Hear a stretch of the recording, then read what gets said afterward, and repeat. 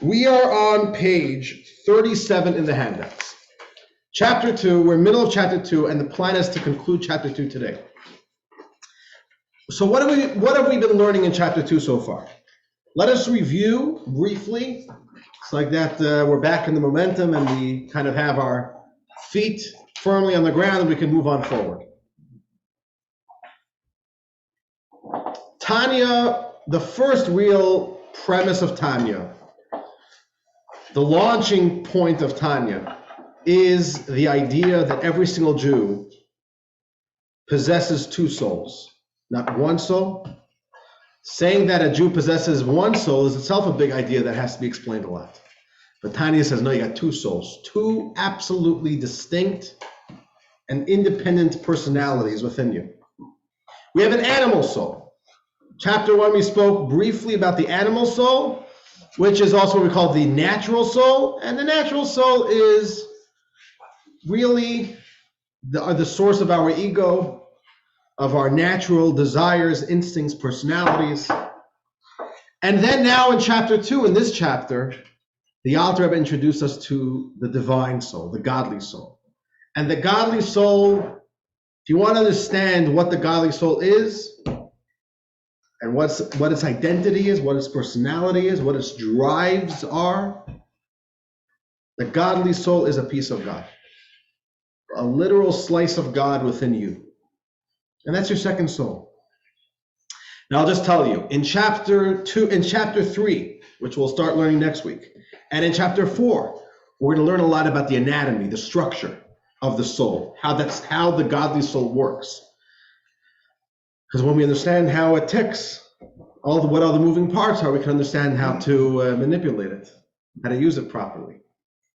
But in this chapter, we're just being introduced to it, just to get an idea of what this godly soul is. The godly soul is a piece of God. And the Alter Rebbe takes us into a pretty deep, into a pretty deep area. Thank you, Debbie.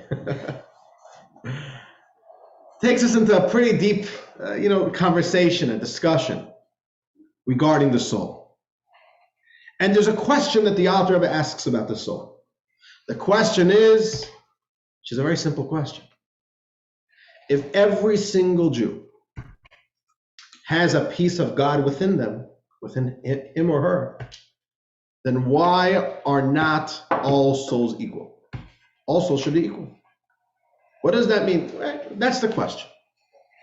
And the question leads us into an answer, which is not just an answer, it creates a whole perspective and paradigm, which is, there's a lot to chew over that helps us understand our souls, the differences in souls, the relationship between the different souls.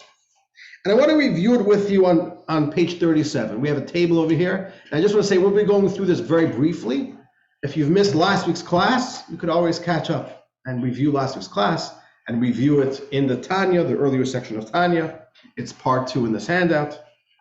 The Alter Rebbe, the author of the Tanya, in helping us to discuss, to understand the evolution, the development of all the souls of the Jewish people, gives us the analogy of a child. How does a child develop?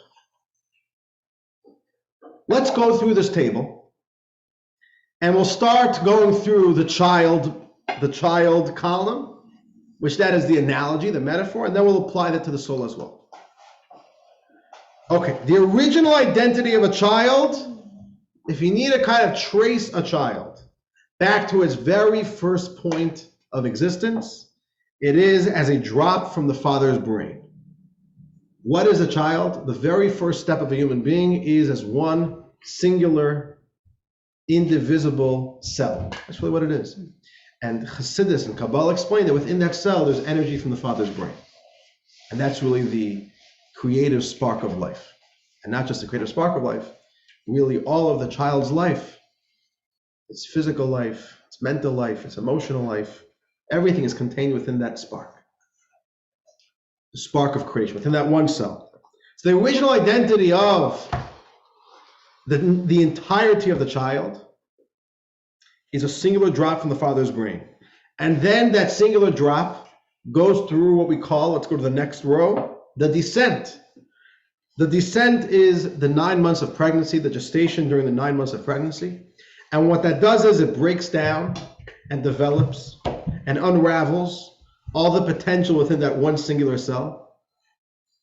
And what you get after 9 months is not one cell, but you get, and let's look at the next row, you get the diversity of the core. 9 months of pregnancy and one singular unified core, not only a unified, a indivisible. Unified means it could be many components together as one. Indivisible means you can't even break it up. It's just one, it's one cell.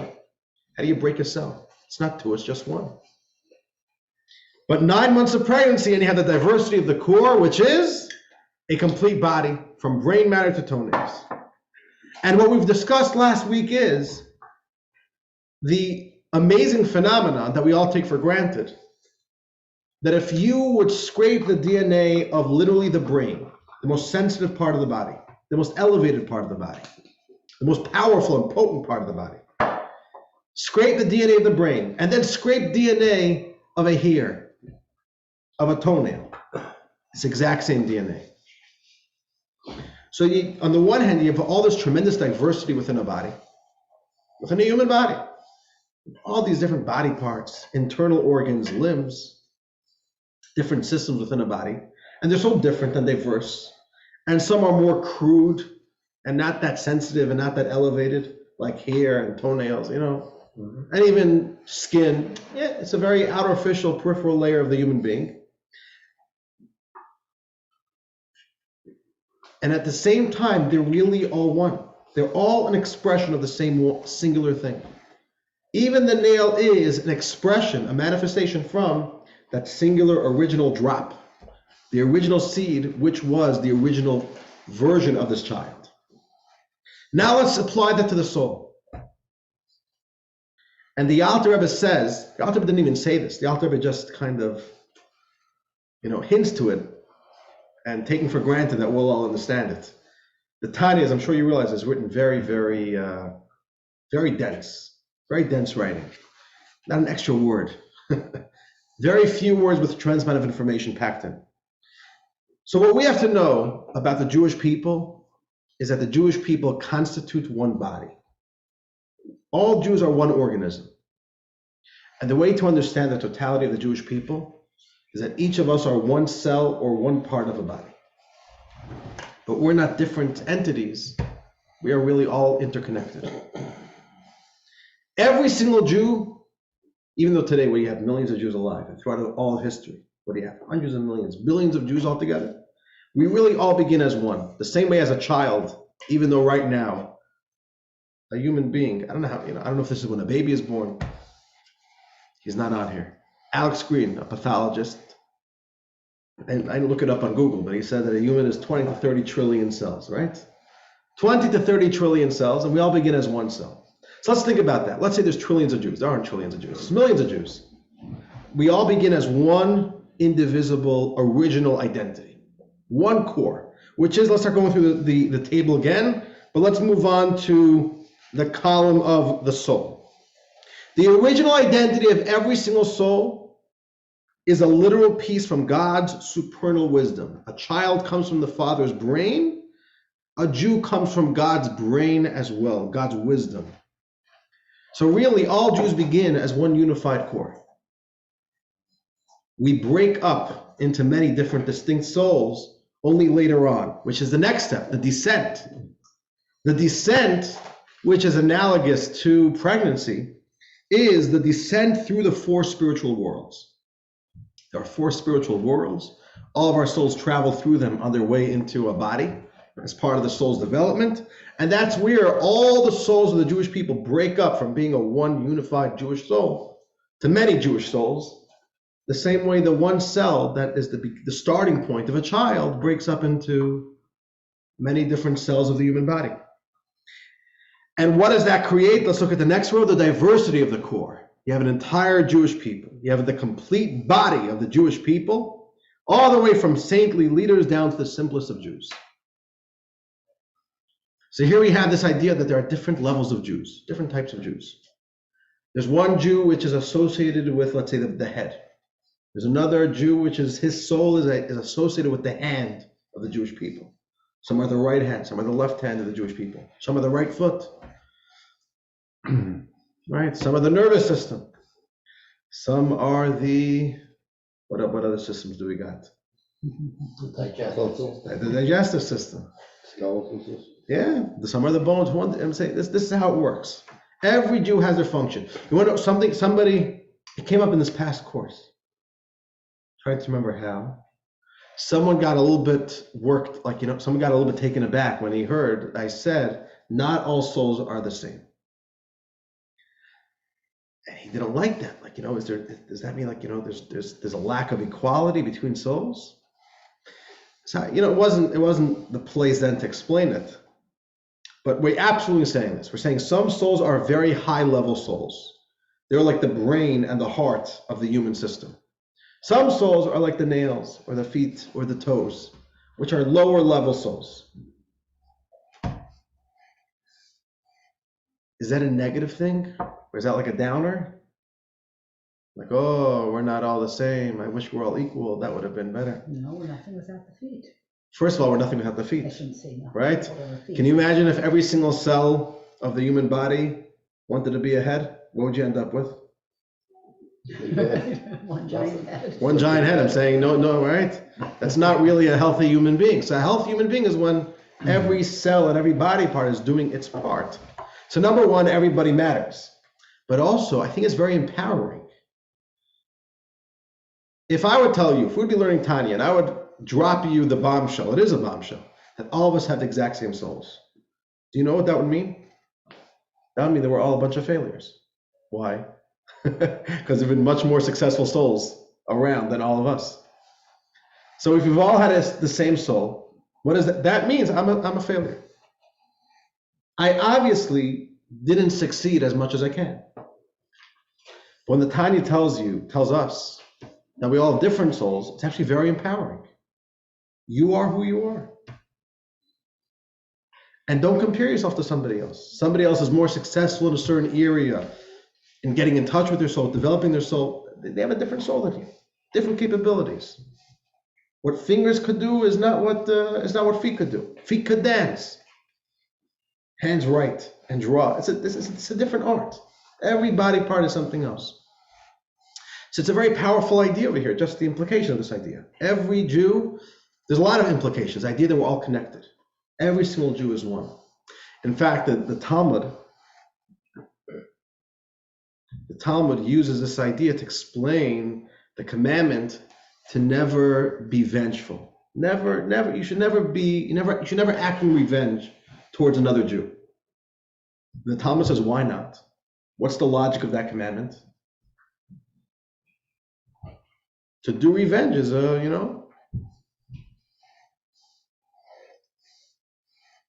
Shelley's asking them, why are souls considered higher or lower?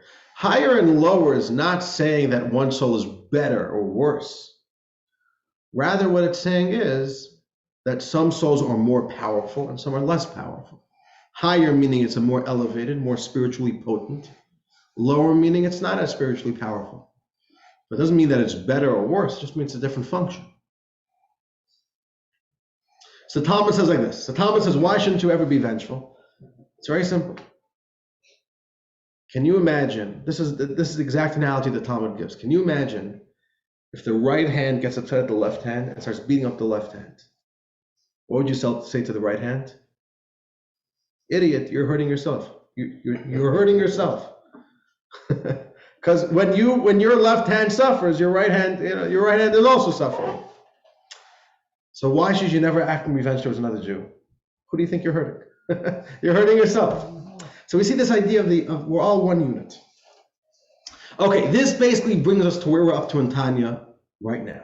We have this analogy that helps us understand that there's a development of souls, but here's a key idea. Here's the key idea. Oh, Marshall's getting me in trouble. Marshall, I'll tell you something. No, don't worry, Marshall. I don't mean that in a I meant as a joke. Please continue asking questions. I'll tell you something, Marshall, right now. Let me bring up Marshall's question. Everybody over here can see as well. Did God give Gentiles the same soul system? Do Jews have different souls? Okay, let me first answer your second question. Do Jews have different souls? Absolutely. And to the point I just told Shelley earlier, we're not saying better or worse. right? That's not the point. That's just maybe a separate discussion. But there's absolutely a unique identity of a Jewish soul. Did God give Gentiles the same soul system to the Gentiles as Jews? My answer would be, I don't know. The Tanya tells us the structure of Jewish souls. I don't know. But I'm not saying it's not a valid question. I wonder, I don't know. But we are talking over here about a unit of all Jewish souls, and all Jewish souls, what we're saying, are really one organism. But here's a very key idea. Just like in a body, and this brings us to where we are today. Just like in a body, if I present to you a brain and a nail, and I'll describe to you what a brain is capable of, and what a brain does, and the type of activity going on in the brain. I'm just saying, the most powerful machine in all of existence. Right? Science can't replicate a brain. I'm saying it's unbelievable. Literally the most powerful force in all of existence is the human brain. And then I'll show you a toenail. And I'll describe to you what a toenail is capable of and what its function is in the human being. What would you say? And I'll say, is there any comparison, any connection? There's literally no connection. How can you begin to compare? And at the same time, if you just scrape the DNA, right, if you look a little bit under the surface at the identity, right, what would you get? Exact same DNA. Exact same DNA. And the DNA won't be more powerful in the brain than in the nail. It's exact same genetic code. So if you take the soul of Moses, and you take our souls, but we're all pretty high level souls. I know Joey thinks he's a toenail soul, by the way. I adamantly disagree. No, we really don't know. We really don't know what our soul levels are. If you just imagine in your mind the lowest level Jew. Whatever would make, who are we to judge and decide who's low? I don't know. But there obviously is, objectively, the lowest level soul of a Jew that exists somewhere in existence. A Jew with the lowest level soul. Their soul is like the toenail soul. And if you compare Moses' soul with this Jew soul. What makes that so bad? Somebody Not does bad. bad things? Not bad. Lower level. Lower level. Somebody who does Just very spiritually, very not powerful. Mm-hmm. Very weak spiritually. And I would compare I'll get to your question in a second, Shelley. If I would present to you both souls, here's Moses' soul. Here's what Moses' soul is capable of. And here's this soul, lowest level soul. You'd say there's no comparison. There's no connection. What the Tanya is saying is, if you could scrape the DNA of Moses' soul, and you could scrape the DNA of each and one of our souls, of even the lowest soul, you'd find the exact same DNA, the same identity, which is it's a piece of God. So that's the paradox. On the one hand, every soul is equally a piece of God, but yet different souls, the way that piece of God is manifest, some are more powerful, some are less powerful. The same way the brain, the cells of the brain are tremendously more powerful. The cells of the nail are very weak compared. Yes. You say we all have different purposes because of that. Yes, we all have different purposes. There's a beautiful Hasidic story, such a lovely story. It could be some of you are familiar with it, about a great Hasidic master, a contemporary actually of the Alter Rebbe, a very good friend of his. His name was Rabbi Zusha of Anipoli. Anipol was where he lived. I think it's in Ukraine. Anipol. Is it being bombed these days, Anipol? Probably. Yeah. Anipol, yeah. City in Ukraine. Anipoli, yeah. That's right. By the way, I met a woman here, lives in Roy Loke. She says in her family have a tradition that they're descendants of Rabbi Zusha of Anipoli. Well, that's interesting. Yeah. Could be some of you know her. Okay. Some of you do actually. I know that. Okay. Anyways, so Rabbi Zusha was a very wonderful character, unbelievably warm Jew. And he had a lot of sayings that stuck. He once says, "When I go to heaven, I'm not scared at all when they're going to ask me, why weren't you like Moses?" I'm not scared of that type of question. And I'm not scared when they're going to ask me, why weren't you like Abraham? But boy, am I freaked out that they're going to ask me, why weren't you like Zusha? Why weren't you? None of us have to be a Moses, because we don't have Moses' soul, but each of us have our own identity. So yeah, each of us have our own different identity. And Shelley, to your question over here, Does that mean that we have different capacities to be spiritual? Yes. Yeah. All of us have different struggles, have different strengths, have different weaknesses, and our spiritual powers are going to manifest differently. Our gift, what our soul is capable of doing, is very different. The same way what our fingers could do and what every single finger is capable of is very different. Every finger has its own talent. You write with this finger, you have precision with a different finger. Every body part is unique. Jews are very different, very unique. Okay, there's one more question over here. Beth wants to know, does the soul evolve into different body parts? Do you want to explain that question? Do souls evolve? Do they evolve into different levels, I suppose? Or if you're a toenail, is your soul always a toenail? Or does your soul, as you go from life to life, do you evolve into a different?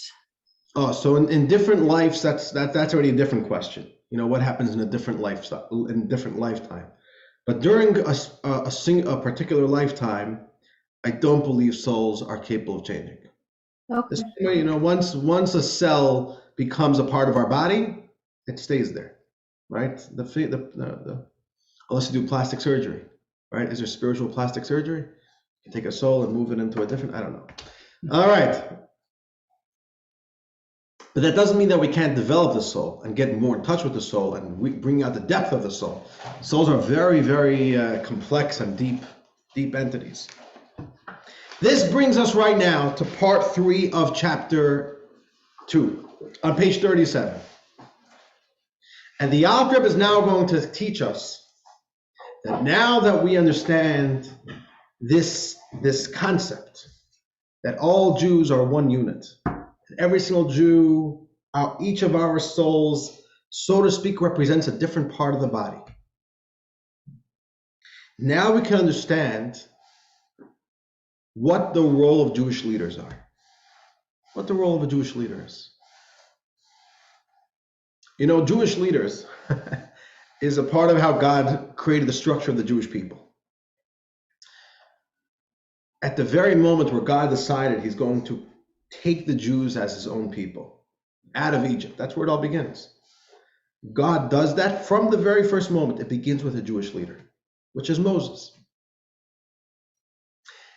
And ever since then, part of the structure, part of the system of the Jewish people, that there's always a leader within all times that lead the Jewish people. And of course, what's a Jewish leader? Is every scholar a leader? Is every pulpit rabbi a leader? Is every fundraiser a leader? So yeah, there's many different types of leaders, right? You have a communal leader, you have this type of leader. Okay. So Moses, what is a title that we give to Moses? Moshe Rabbeinu. Moshe Rabbeinu. If you look in the Torah, and ever since then, we call Moses Moshe Rabbeinu. So Moshe means Moses. What does Rabbeinu mean? Our teacher. Teacher. Our teacher.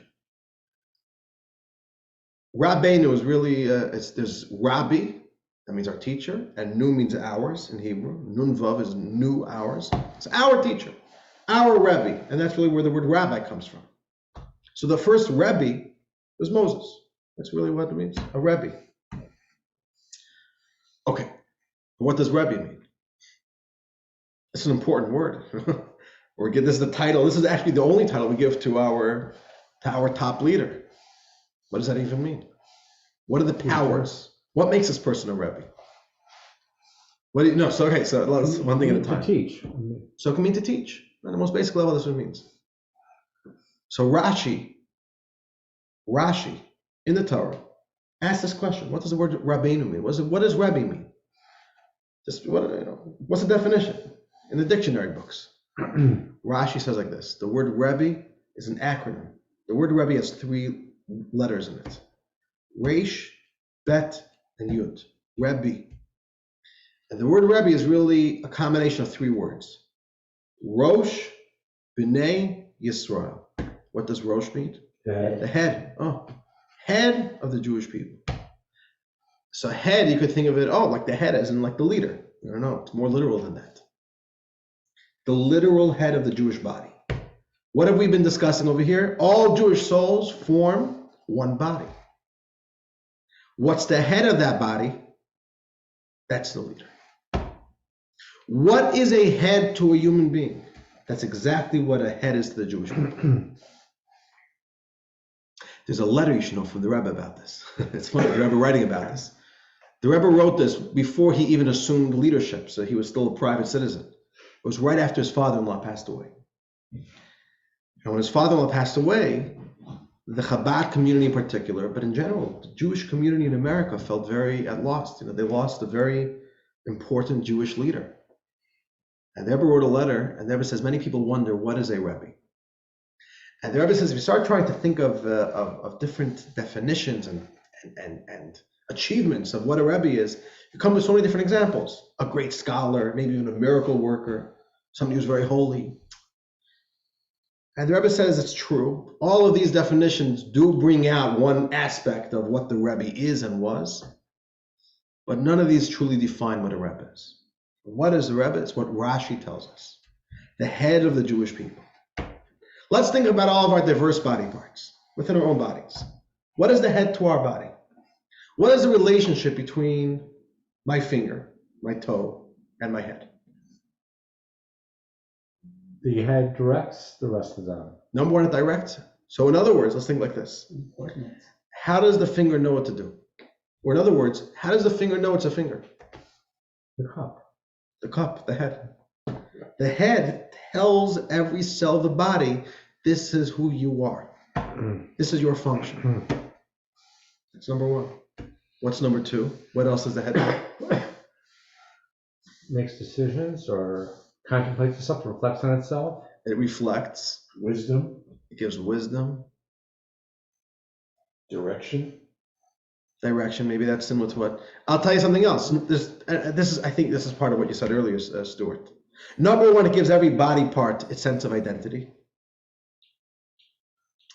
Or in the words of Kabbalah, it nourishes. It literally nourishes every body part, right? The moment the body part is severed from the head, it's dead. Our fingers are alive. Every part of our body is alive because of the head. The head is literally what gives it life and functionality and purpose. Of course, the heart is also very important, but it's the head. It's, ultimately, it's the head. Even controlling the heart is the head. That's number one. It gives it life. It gives it functionality. And number two, it unifies the body. We look at ourselves, and I don't say, you know what I am? Like a Mr. Potato Head. I've got the ears, and I've got nose, I've got a mouth. We don't look at ourselves. We don't look at ourselves as a composite of hundreds and thousands of different moving parts and pieces. We look at ourselves as one unified force. The head coordinates. The head creates that unity. We have, right, our bodies become a working, unified operation, a unified structure through the head.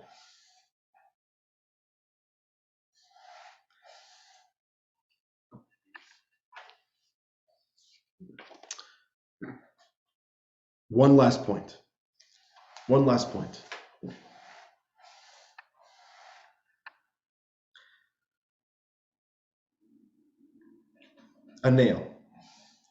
A nail, right? Our nails, our toenails, the first version, the earliest form that this nail was a drop from the father's brain.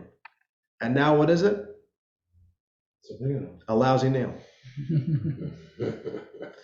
And it doesn't resemble much of its original identity. And really every body part is a downgrade from its original identity. And it lost some of that identity. Yeah, if you could look and if you could dig in, you could find the original DNA. Oh, and then you'll see really it's the father's brain. But in manifest form, if you look at it on surface level, it lost that identity. There's only one part of the body that never lost its core identity, which is the brain. We spoke about this a little bit more in length last week. What's the first thing to develop in pregnancy? Literally within days, 3 days, I believe, is the brain. The first thing that fires up in this developing embryo, or is it even called an embryo? It's called something else first. What was that? Zygote. A zygote? Yeah, something like that. Zygote. Right, that's the reformer. The first thing is the nervous system, is the brain's signals. I think you said it was the brain stem or That eventually becomes the right. Even before the brain is like the spot is the nerve system within the spinal cord. But isn't that also the last thing when the body decays, the one thing that is left that when Mashiach comes? No? Etzem luz. Is that the okay. brain? I don't know. I thought it was somewhere in the back of the head. But okay. The neural tube. It's great having doctors here, I gotta say. They got all the answers, huh? Listen, whenever we give these types of analogies, we gotta. So a brain, why is the brain the most powerful part of the body? And why does the brain have the power to bring the whole body together? Because the brain is the purest version of the entire body. And therefore it can give that sense of identity to the entire body. Which on a literal level is a little bit, we don't really think of our body that way, but spiritually that becomes very important. How could we, which are downgraded souls, and this is not meant to put us down, it's the reality. Yes, our DNA is a piece of God, but we went through this process, the descent through the four worlds, and our souls developed into something other than a pure piece of God's wisdom. How are we capable of really getting in touch with the divinity within ourselves? That is the function of the head of the Jewish people.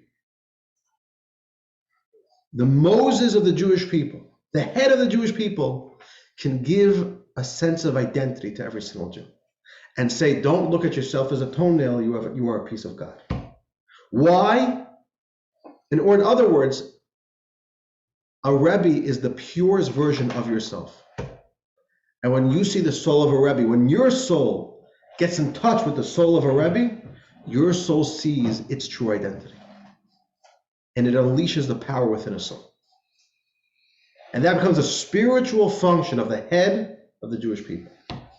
And this is why the Talmud says, and the Zohar says this, that every generation needs the Moses of that generation. A soul can't function without a leader. It's impossible. Not because we're incapable of leading ourselves.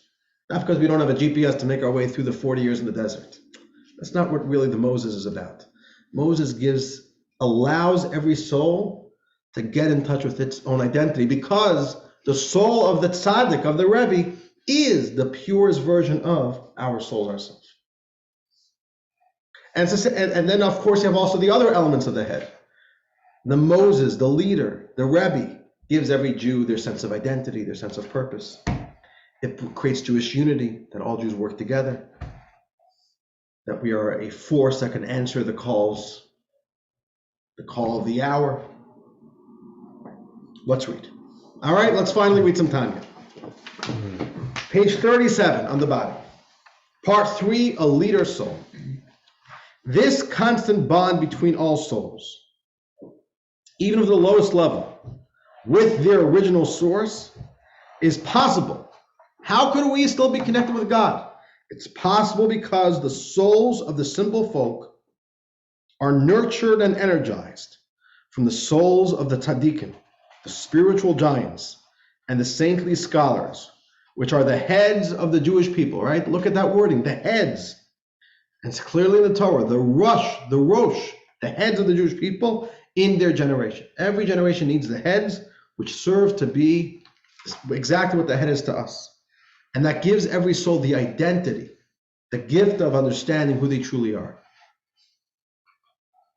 And this is parallel to the nail that constantly receives its nourishment from the brain. That's really what a tzaddik is, what a Rebbe is. Right? Many times people would ask, what's this idea that you have a Rebbe and that you're into this Rebbe? Right, I have this picture right here what's a Rebbe? And sometimes it's a little bit hard to define. What is it? Just God decided to give us good, charismatic, great leaders, selfless leaders, to teach us, take good care of us. If you really want to understand what a Rebbe is, what a Moses is, what was Mordechai in his generation, it's interesting. There's a beautiful piece of Talmud. The Talmud goes through a few generations, It says Joshua in his generation was like Moses in his generation.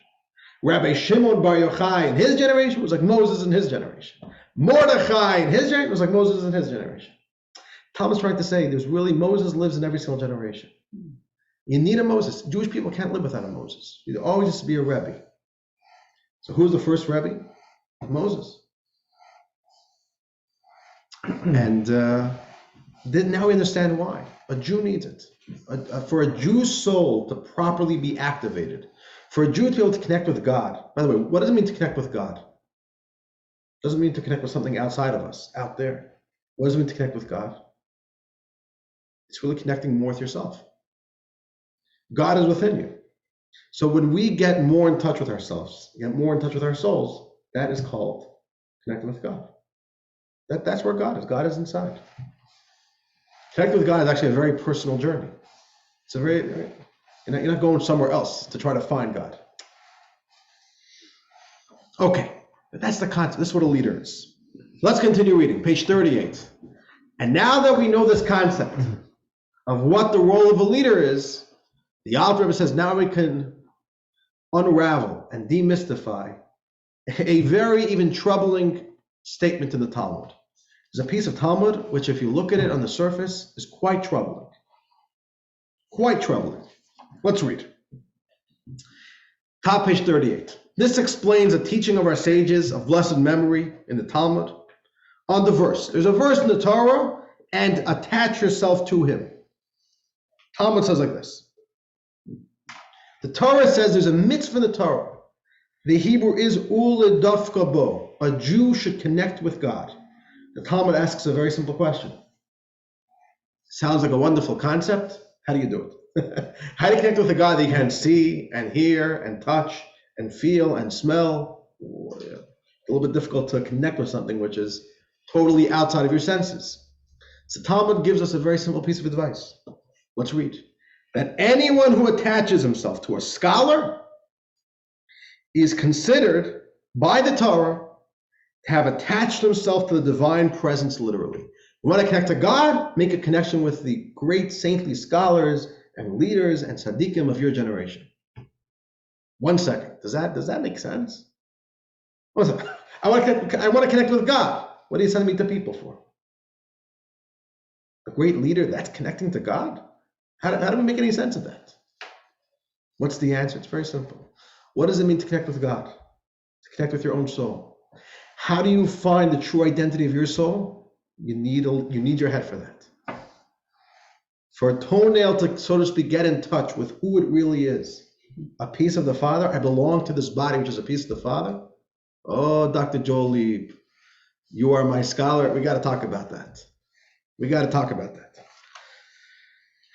The only way for you to connect with the divinity within your own soul is with the touch of the head.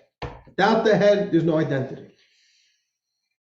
Let's continue reading. In the words of the Alter Rebbe, because by attaching themselves to scholars, the souls of the simple folk become consciously connected with their original identity and root, which is the supernal wisdom of God.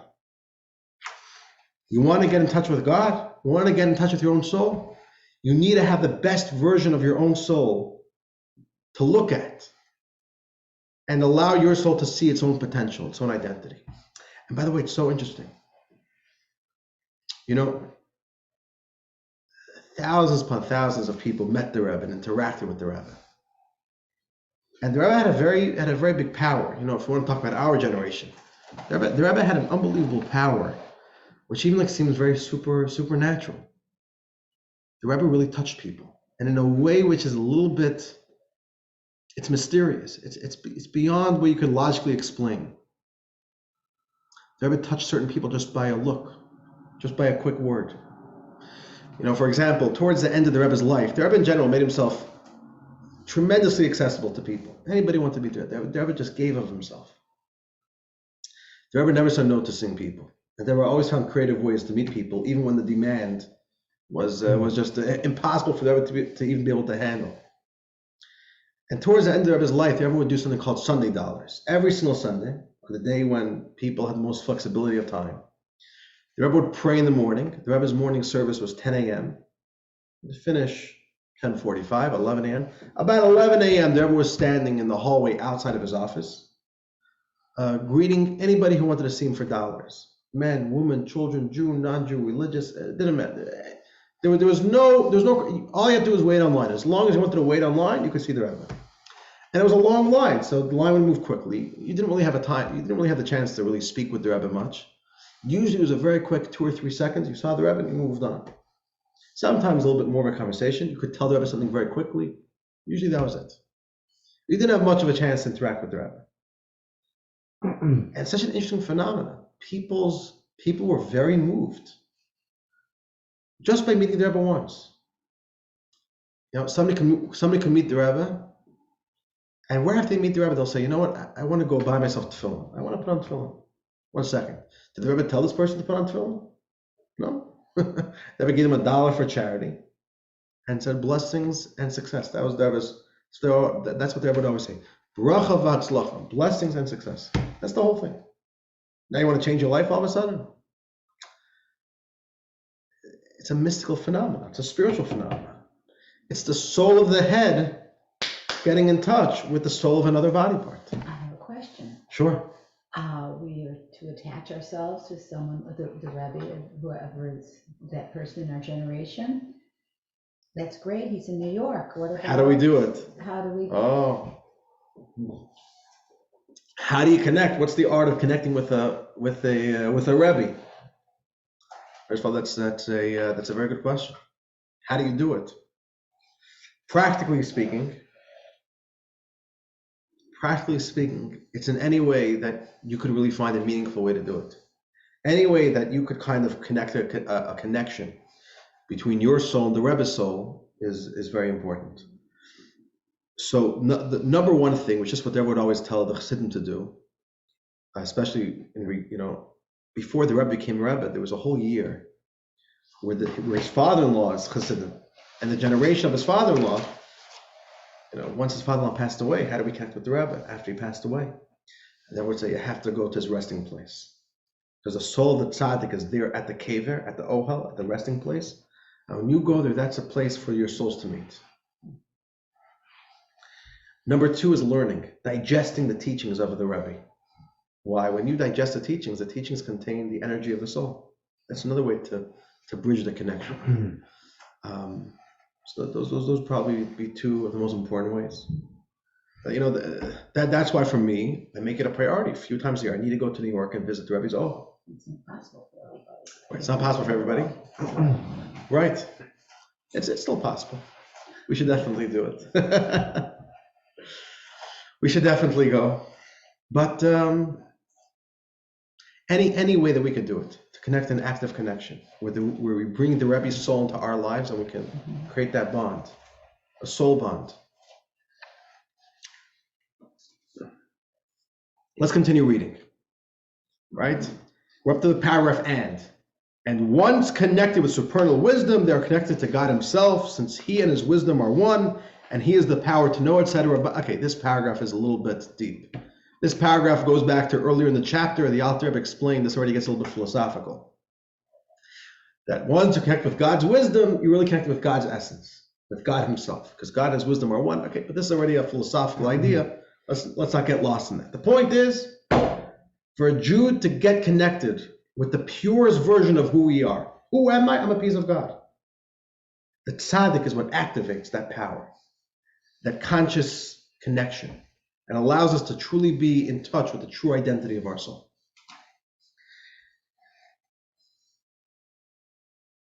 A Jew disconnected from a Rebbe is dangerous. Could a body part live without a brain? It's impossible. Can't live without a leader. And what the author is going to say now is, whether you know it or not, if you're a Jew who's alive, your soul is automatically connected with the Rebbe. Even if you rebel, even if you try getting away from it, you can't sever that connection, which makes it very powerful. But you see this in the Rebbe's life. That the Rebbe was in touch with Jews and knew about Jews who didn't even know about the Rebbe. And sometimes with absolute prophetic vision. I said the story this morning, I forgot to look it up. I'll send you all a link to the story. How much time do we have? I'll tell you the story soon, okay? Let's first, I want to get to the end of the chapter, and then I'll share with you a story. So last paragraph of this section. And as for those, which is a parenthesis, the Alter Rebbe just has to explain this. And as for those who sin and rebel against the scholars, they're actively not connected.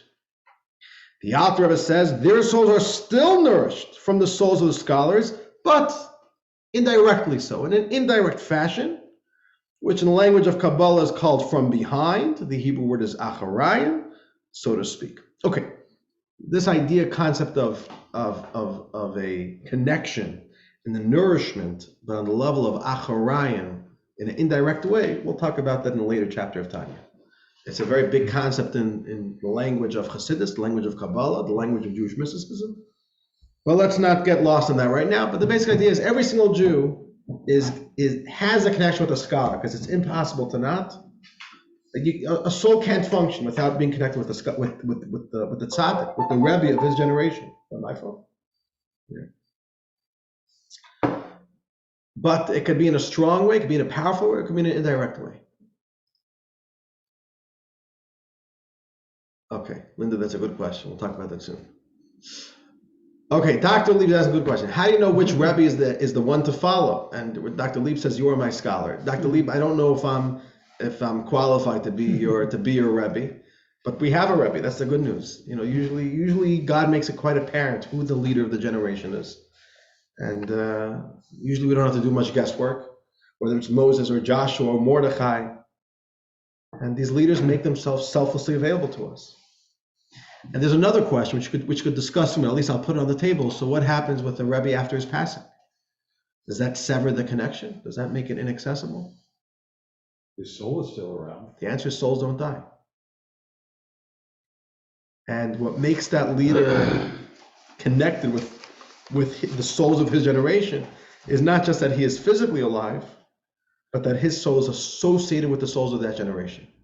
Moses was the leader of all the Jewish people, but at the end of the day, he was the leader for his times. And those souls are always connected with Moses' souls. And even when they even when they pass on, those souls are going to be connected with Moses.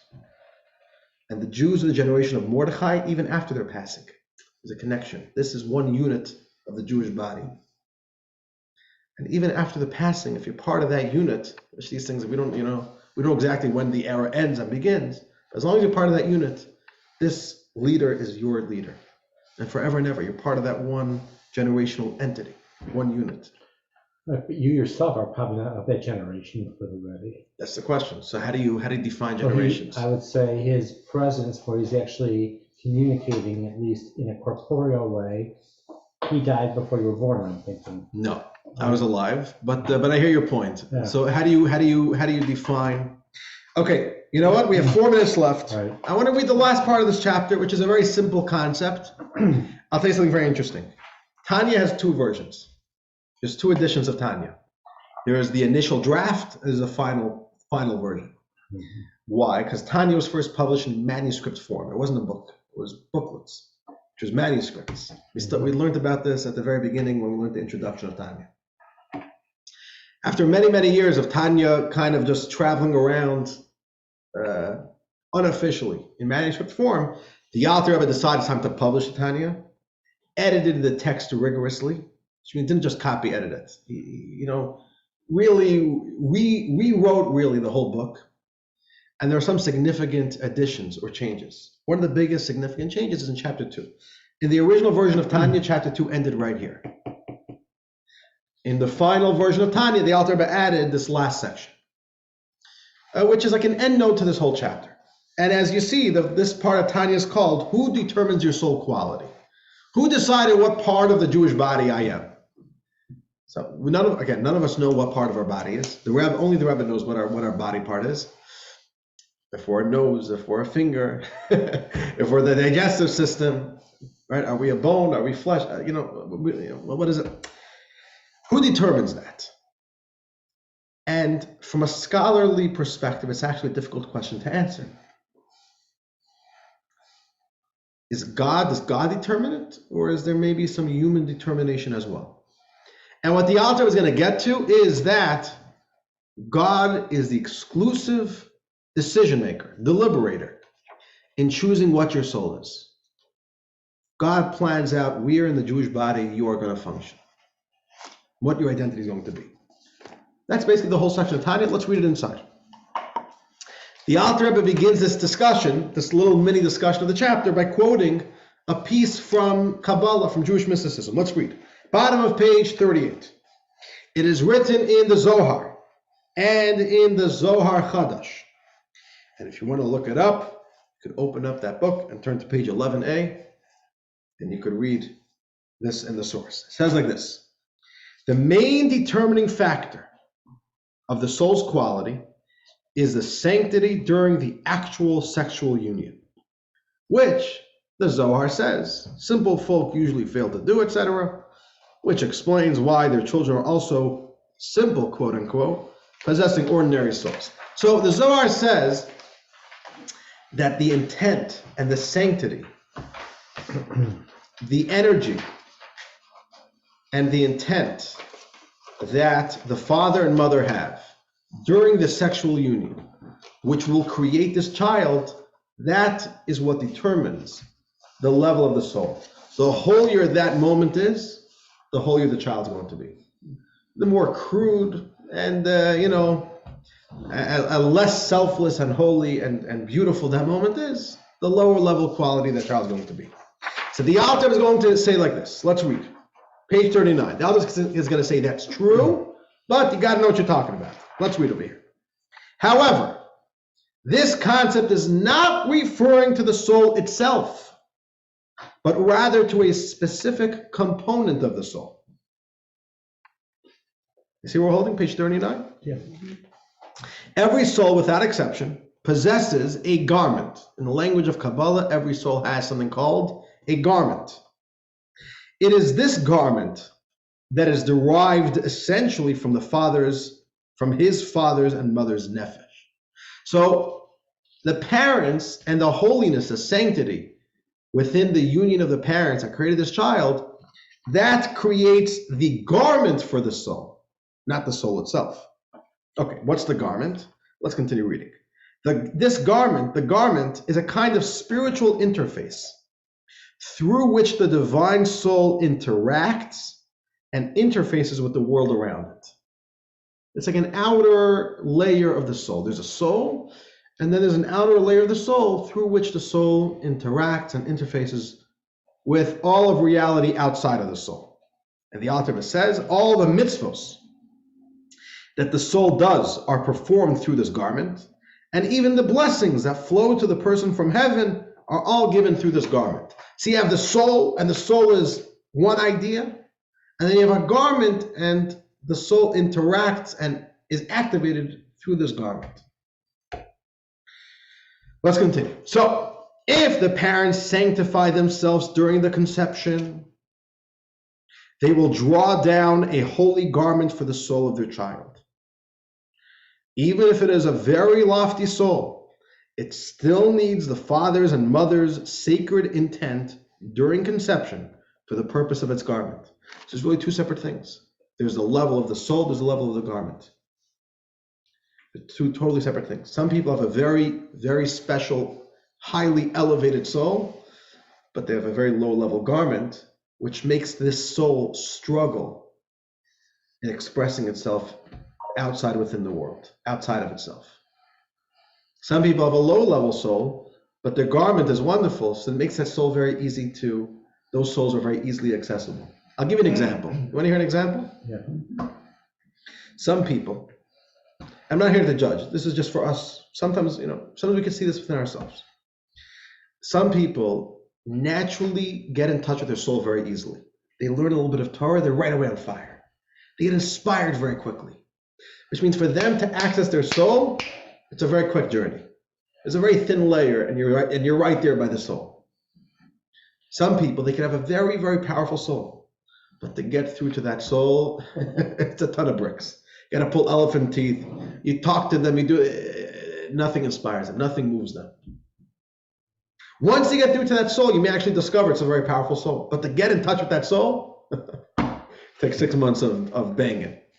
Understand? So that's this idea. There's a soul, there's a garment. The garment is determined by the parents. Parents create the garment for their child. But, let's continue reading. But, as for the divine soul itself, its quality is not influenced by the parents at all. Only God decides what type of soul we have. As we clearly see that sometimes the soul of an inestimably great person will enter the child of a disgraceful, lowly person. Right? So there's no correlation.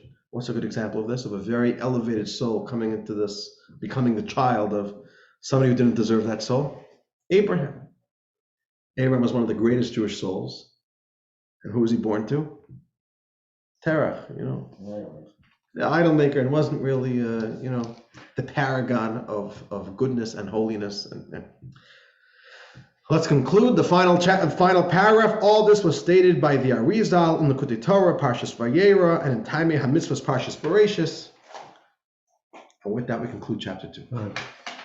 Okay, I want to summarize with you what is the core message I want you to finish chapter 2 with. I think the most important message of chapter 2 is that you have a soul.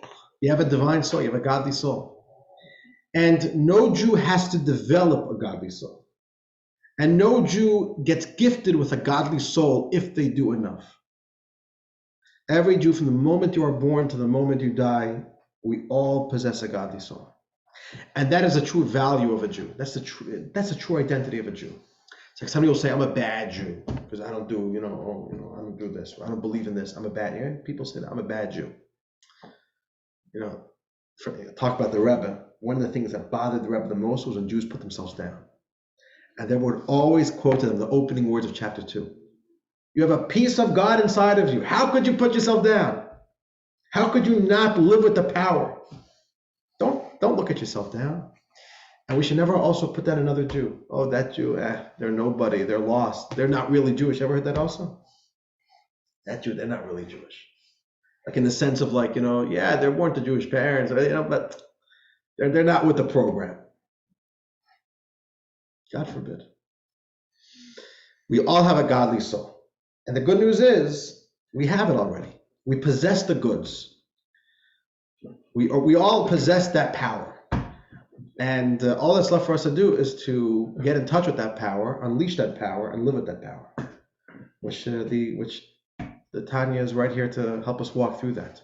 So in chapter 3 next week, we'll start learning the anatomy, the inner structure of the soul. Which means if you could pick up the hood of the soul and just see all the wires and the moving pieces, and how does it work? How does the soul work? Which is quite fascinating. We'll start walking through that journey on chapter 3. But now at least we know that we have a soul, and we know the general identity of the soul. It's a piece of God. How the soul works and functions, and how we could start manipulating the parts of the soul, that's next week. By the way, just page 40, and the rest of your handout, there is a scholarly note that the Alter Rebbe wrote in the Tanya. It's related to the end of part 1 of this chapter. We're not going to be reading it in class. We're not going to be studying these scholarly notes, which appear in many of the chapters. But if you would like, you can read it on your own. That could be your extracurricular study. And I want to thank you all for joining. This was wonderful. Thank you. God willing, next week as well, on Zoom and in person. And in person, God willing, we'll be doing food. And if any of you want to sponsor a week of Tanya, please let me know. You guys want to hear a story? Yeah, sure. This end of Tanya is reminding me of a good story. It's a cute story. The Alter Rebbe had a son. The Alter Rebbe's son eventually succeeded him. He was the second Chabad Rebbe. His name was Rabbi Dubov. When he was a young man, and Rabbi Dubov was an unbelievably very impressive young man, and a great leader as he got older. But even as a young man, he was very impressive. And even the Hasidim of the Alter Rebbe, of his father, had tremendous respect for him and saw him as a leader already then. Shayna, you want to come? Oh, Shayna. Say hi to Shayna. Hi. Okay. Shayna. How are you, Shanes? Okay, this is the story. So Rabbi Dubov, before he was an official leader of the Chabad movement, a young man, he went over to one of the Hasidim of his father. And he told him off. Not to be mean to him, but he chastised him. And he said, you, as a chassid of my father, ought to look much better than you do. Which means spiritually, right? Come on. You should be a better person for somebody who claims to be the chassid of my father. So this guy responded and said, oh yeah, big talker? Easy for you to say. Can you just imagine the holy intent and the sacredness of the moment when your parents created you, the union that created you? Must have been one of the most holy moments ever in existence. And you were the result of that moment. So of course you got a holy soul and you got an amazing garment. Versus me, you know who my parents were? They were simple nobodies, a bunch of Jewish peasants. One can only imagine what was already going on when their union that created me. And what do you think I got? I got some dusty, rusty old soul, Or garment at least. And the garment, right? Saying, and the garment for short, to the point of Tanya, right? So you're gonna tell me, you privileged, basically, you the son of the privileged holy parents. And that response shook up this young Rabbi Dubov. The man has a point. Meaning, easy for me to talk. And actually much more is expected from me. And the Alter Rebbe went over to this Jew who told back off his son and thanked this chassid. He said, thank you for making my son into a chassid. Which is a deep line. He made my son realize that no, life is about hard work. And you can't take things for granted. He had a moment of truth when he heard those words from the chassid. The author said, thank you for making my son into a chassid. It's a cute little story, that. Right. It's chapter 2, dear friends. Todah. Todah to all of you. And if you have any, by the way, I just want to tell you something. These tiny classes are very deep, and I know that you all have questions while we learn it. And I know that during the week, as these ideas just percolate in your head, you'll have more questions. So I want you to always feel comfortable to email me your questions. And what I want to do is, God willing, I'll address those questions at the beginning of the next class. Like that, we could kind of always address any of the issues which we feel need to be addressed. And as well, always after the class. Ooh, Karen is asking a good question. What defines sanctity during the actual sexual union? That's a very, very good question. On the most simple level, this is a class for itself. On the most simple level, She's not on right now, is she? Karen's not on anymore, but that's okay. We can answer the question. I was wondering that myself. Yeah, it's a good question. Purpose. On the most simple level, not just purpose. Let's get to it in a moment. On the most simple level, there's, sexuality can be abused to be an unbelievably crass experience, to be a very unholy and a very debased, right? On the one hand, that the human power of sexuality can be used to be the lowest point of immorality. And at the same time, Judaism teaches us. Judaism, it's very powerful. Our religion, which no other religion has this, at least to my understanding, to my knowledge, is that the sexual union of a husband and wife is the most holiest moment, and all blessings come to a marriage through the power of that moment, and even God is present in that moment. And it essentially is a holy moment unless it's abused.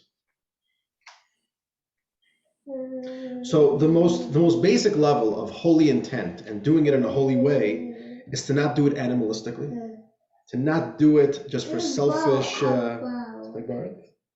not to do it just selfishly for selfish lust or just for selfish pleasure, but to as much as possible do it as an act of connection, as an act of real intimacy. Right? Let's use that word. Can you have a good night? I'm going to Bobby. I want to splat attack. We're going to go to Bobby. Okay?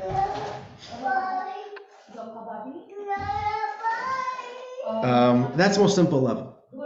To do it in the most sacred way, and to do it even physically in a way that represents the soul of what this moment really is. I'll give you a little example. Jewish law says, it's a law. And on the one hand, you look at this law and you're like, why would Judaism tell us to do that? Why would Judaism restrict us in this way? There's a law about sexuality, about intimacy, that ideally, it's a funny law. Jewish law tells us what general position there should be. It should always be face-to-face. Intimacy has to be done face-to-face, never back-to-back. One partner should never be facing the back of another one. So you could say, well, that's pretty controlling. Judaism is even telling me what to do in my bedroom. Why does Judaism say that? What's the significance of that law? When you're facing someone's back, that makes it impersonal. That's not called connection. This moment, part of making this moment holy is that's not just being done for me. It's not being just because I have, my desires that I want to do right now. It's a moment of selfless connection, of bonding, of true connection. That has to be done face to face. It's a powerful idea. Animals will always come together sexually, and they'll never face each other. Right? Why? Because animals are not capable of intimacy. Only humans are. Only souls are. It's a very soulful moment. Intimacy is really a soulful moment of true connection between two soul partners. Back to back is no good. Judaism says that it kills the spirit. There's also another law, which is, again, you look at it, you're like, why would Judaism say that? When you understand when you understand that the soul of what this moment is all about, you see that the laws reflect that. The room should be dark. It doesn't mean pitch black. It's dim. There should be no direct source of light upon you during intimacy. Why? The moment of intimacy is actually a moment to try to transcend our physical barriers, to try to connect as deeply as possible. And having our eyes, our physical senses somewhat toned down allows us to get in touch with that, to try to transcend what divides us. And by the way, at the same token, Jewish law has a law that during intimacy, there's not allowed to be anything separating. It has to be skin on skin directly. Again, why, right? You ever heard of the famous stereotype of the hole in the sheet? Mm-hmm. That's totally against Jewish law. Not only it's what we factually don't do, it's against Jewish law. There has to be this very deep moment of connection. This cannot be a selfish moment. So to get to that question, on the most simple level, that is what sanctity means. That we are transcending the animalistic element of what this moment could be, of a selfish, ego-based experience, and trying to connect with with my spouse's soul at the deepest level possible, both physically, both emotionally, and spiritually. And then it's not just a physical act, it's not just a biological act, it becomes a very holy moment. It's a moment of two souls connecting. And when those two souls connect, that creates the potential for life. Two godly souls coming together to create another godly soul.